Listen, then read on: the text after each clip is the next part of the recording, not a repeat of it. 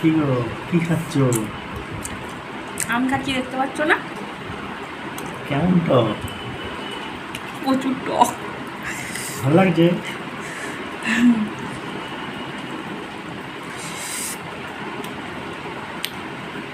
মনে হচ্ছে পাকা আম নয়, কাঁচা মিঠা আম।